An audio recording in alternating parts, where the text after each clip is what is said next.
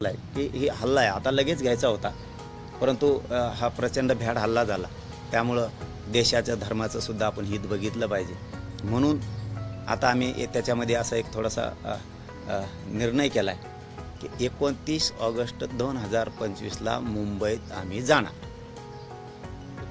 29 ऑगस्टला मुंबईत आम्ही जाणार। चलो मुंबईचा नारा आजपासून आम्ही आता समाजाने दिला। आता मुंबईत गेल्याशिवाय पर्याय नाही, त्याशिवाय हे आमच्या मागण्या पूर्ण करत नाहीत।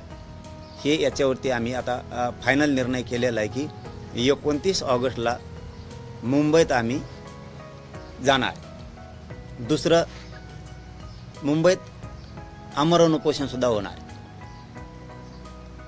आमरण उपोषण 29 ऑगस्टला मुंबईत होणार आहे। आझाद मैदान, शिवाजी पार्क, जेवढे मैदान आहेत ते तर लागणारच आहे। तो दुसरा मुद्दा ही तुम्हाला क्लिअर केला आहे।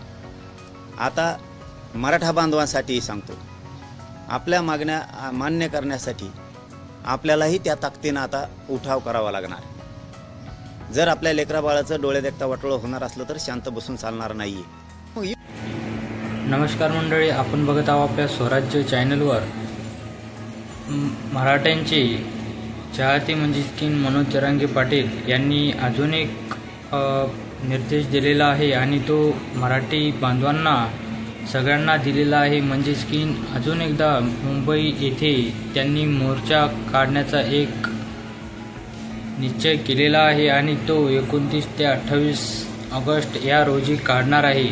म्हणजेच की शेतकऱ्यांचे सर्व कामे उरकल्यानंतर त्यांनी आपल्या शेतकऱ्यांना सांगितलं आहे की आपण ऑगस्ट महिन्यामध्ये 1 ऑगस्टला आपण त्याचा निश्चय करणार आहे आणि त्याच्यानंतरच आपण मुंबई येथे आपला मोर्चा निघणार आहे। तरी सर्व बांधवांनी आपल्या या मोर्चाला सहभागी व्हावं आणि आपल्या मराठी माणसांना आणि समाजाला आरक्षण मिळवून द्यावं याच्याशी लढाई करायची आहे।